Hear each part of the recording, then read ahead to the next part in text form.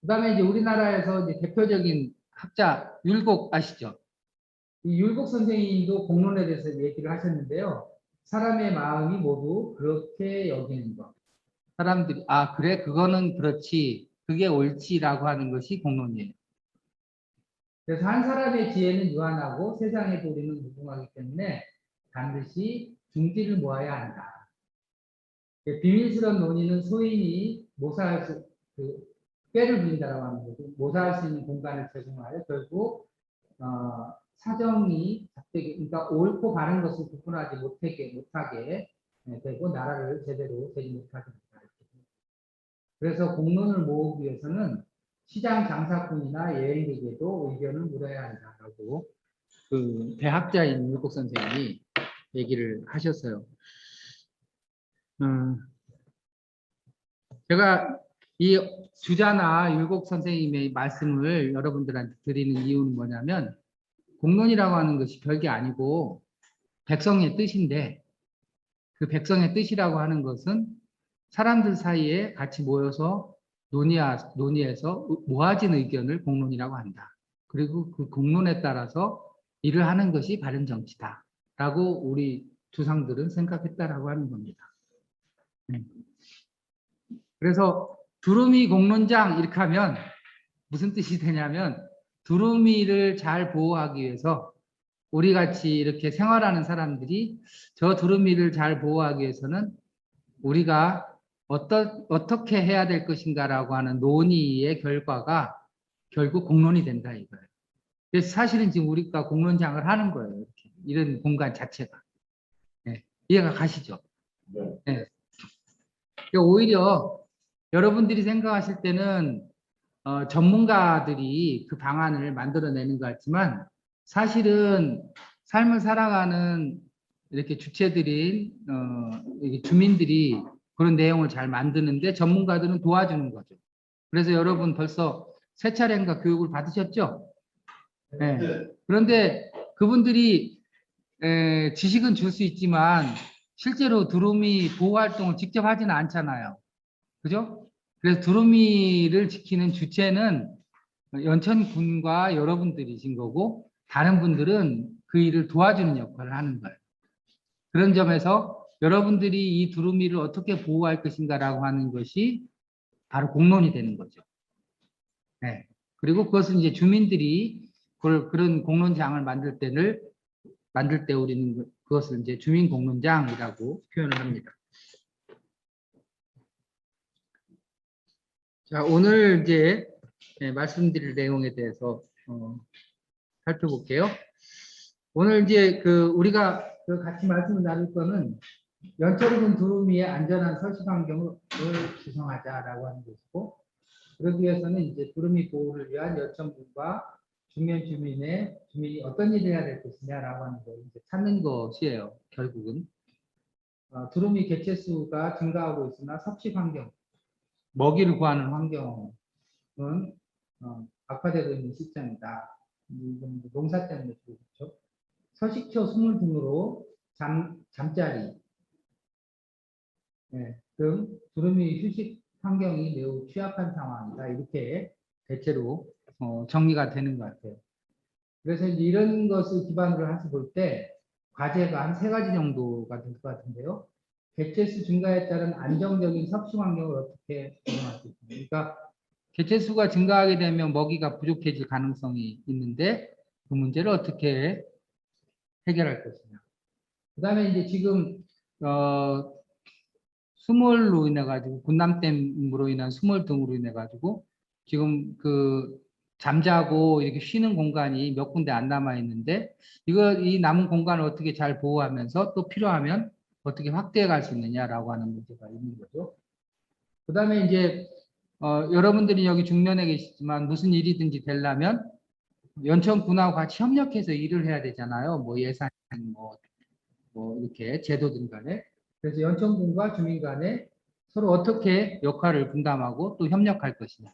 이런 것이 이제 나와야 되는 거죠. 이제 향후의 논의를 통해서.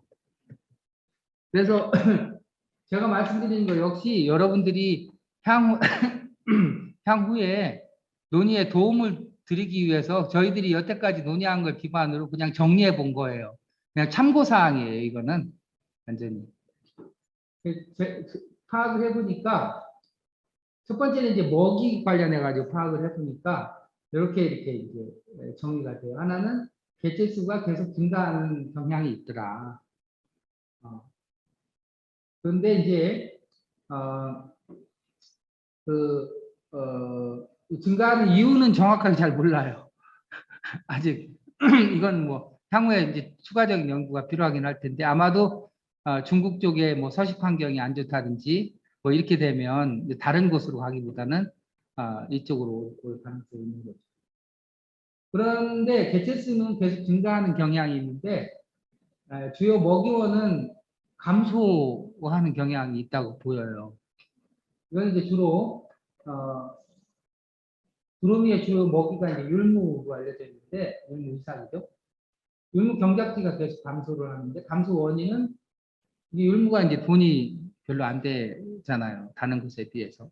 인삼이라든지 뭐 이제 다른 그 작물로 옮기는 부분이 있고 그래서 이제 먹이원이 감소되는 경향이 있고 그래서 이렇게 되니까 개체수는 증가하는데 먹이원은 감소하게 되면서 두루미 먹이가 부족해질 가능성이 있고 먹이가 부족해지면 두루미가 연천에 적게 오거나 아니면은 떠날 가능성이 이제 생기는 거죠.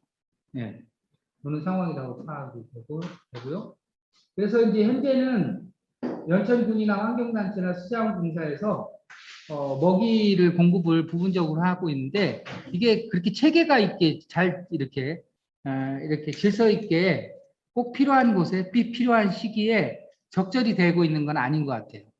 그냥 돈 있으면 이렇게 갖다 풀어놓고 한 번에 먹이고 그리고는 또 장소도 어디에다가 해야 될지 아직 정확하게 이렇게 정리가 안 된 상태에서 그냥 이렇게 뭐 심지어는 예를 들면 잠자는 곳에다가 먹이를 갖다 주면 오히려 안 좋겠죠. 잠자는 곳하고 먹이 먹는 곳은 구분이 돼 있단 말이에요, 되게. 네, 되게 동물들이 그래요. 네. 그렇게 이제 먹이를 주는 시기라든지 뭐 장소라든지 그런가 하면은 먹이를 한 번에 왕창 주면 어떤 일이 일어날까요?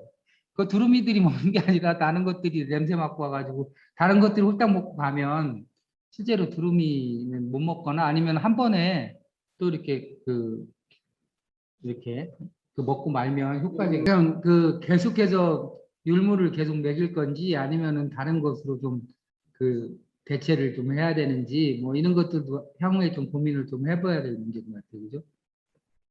네. 그래서 이렇게 문제점이라고 보면은 지금 말씀하신 것처럼 먹이 공급이 안정적으로 이루어지고 있지 못하다라고 하는 거예요.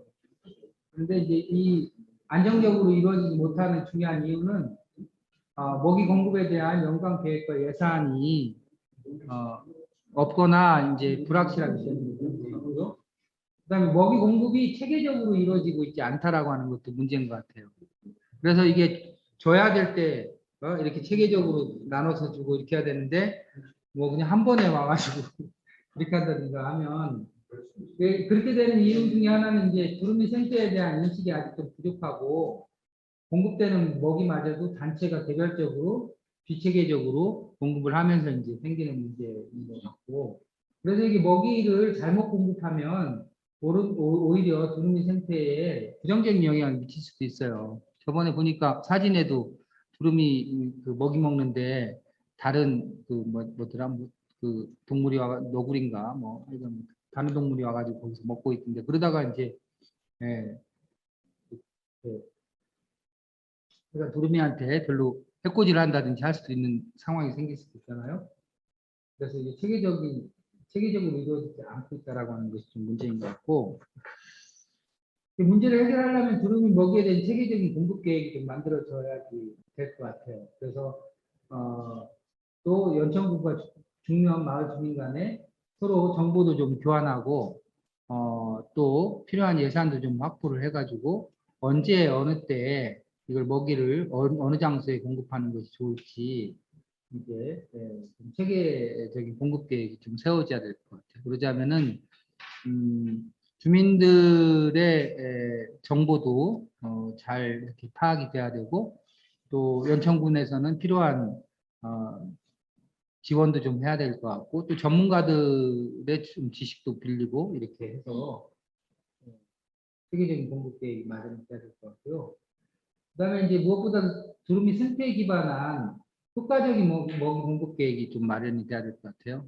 그래서 물량만 확보된다고 저절로 되는 건 아니고 이거를 어떤 방식으로 먹이를 공급하는 것이 두루미한테 좋은지라고 하는 걸 알려면 얘네들의 그 섭식 환경이라든지 뭐 이런 것에 대해서도 좀 체계적인 연구나 조사를 하고 해야 될 것 같고 그다음에 또 그 주민들만 안다고 좀 되는 건 아닌 것 같고 환경단체나 뭐 수자공사나 이렇게 먹이 주는 사람들도 좀 이렇게 기본적인 내용을 좀 알고 이렇게 해가지고 서로 이렇게 그 어긋남이 없도록 하는 것이 더 중요할 것 같아요.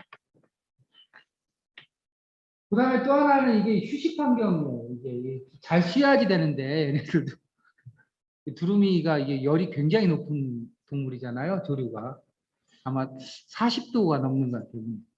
그래서 이게 엔간해 가지고는 뭐 동사하거나 그러지는 않는데 어쨌든 얘네들이 다른 포식자로부터 자기를 보호하기 해야 하기도 하고 그다음에 또 어쨌든 이렇게 또 얘네들이 굉장히 활동 영역이 크기 때문에 잘 쉬지 않으면 안 된단 말이에요. 더더구나 이제 다시 북쪽으로 올라가기 위해서 몸을 이렇게 잘 보호를 해야지 나중에 또 뭐 이렇게 돌아가는데도 문제가 없고 그래서 이 휴식 환경이 굉장히 중요하단 말이에요.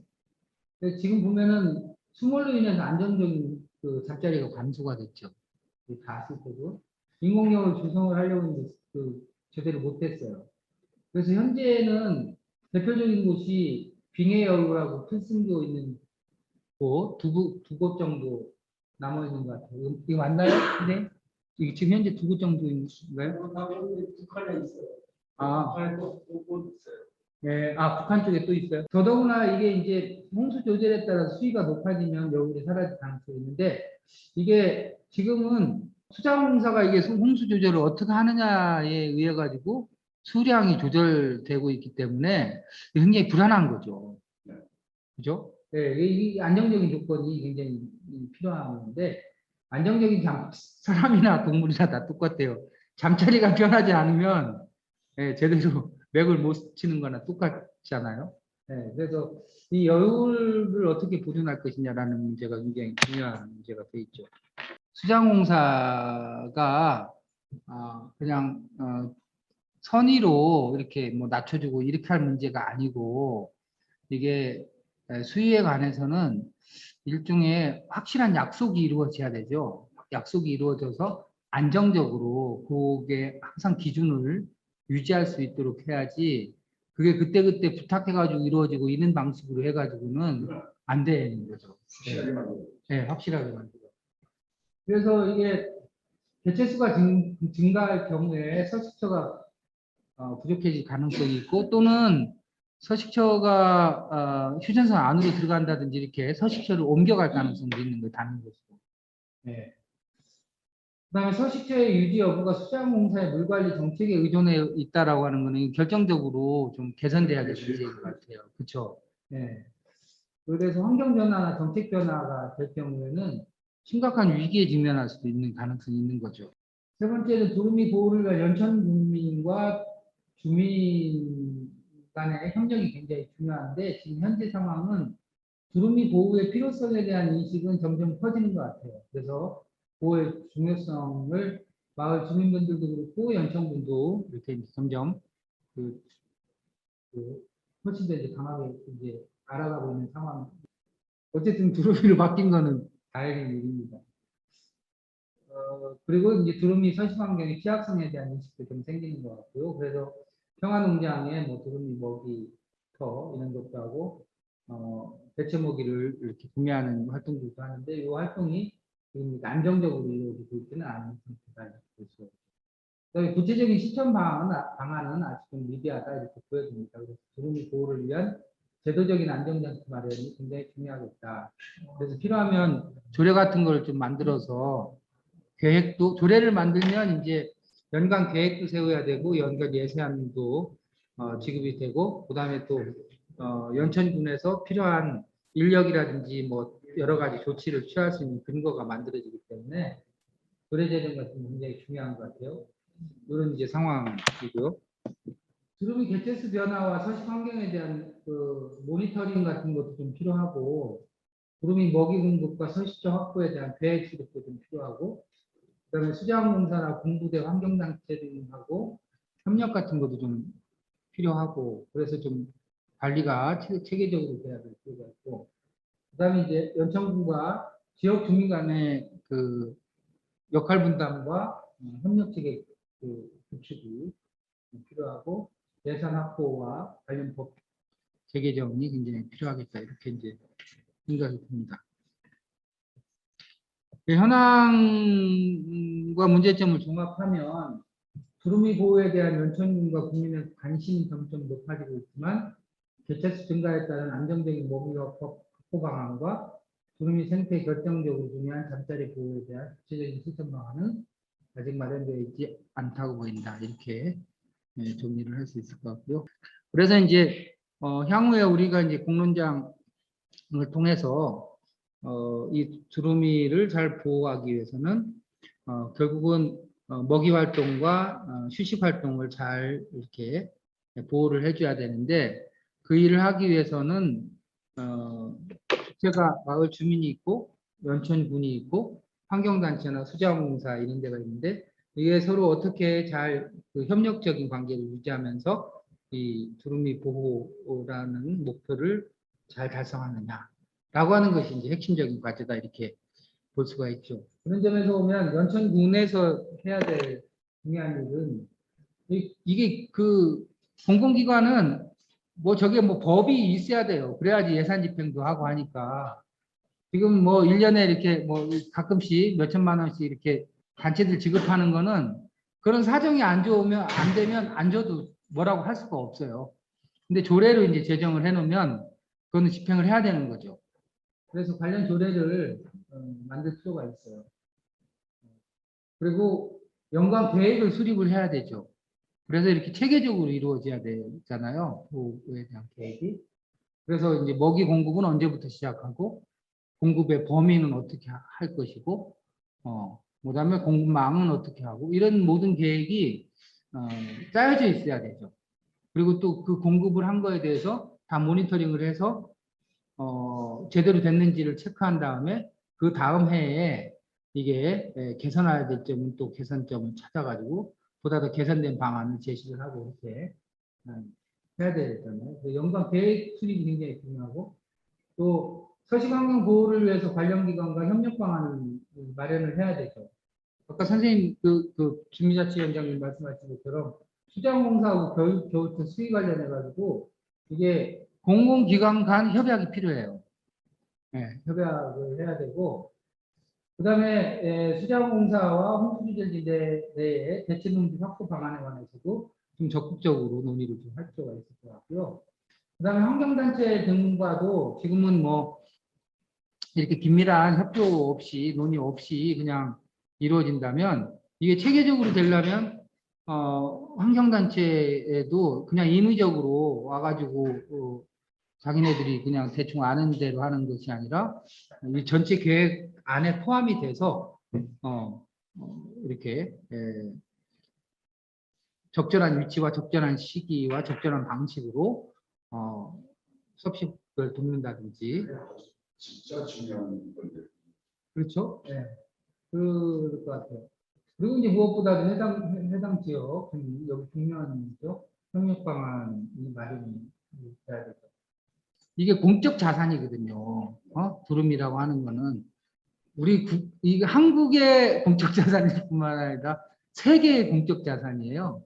그래서 공적 자산을 위해서 일하는 데는 반드시 지원과 협조가 이루어지는 것이 너무 당연한 거거든요. 그래서 이제 이 마을에 있는 분들은 그런 자부심을 가지고 일을 할 수 있도록 지원과 협조 체계가 이루어져야지 되죠.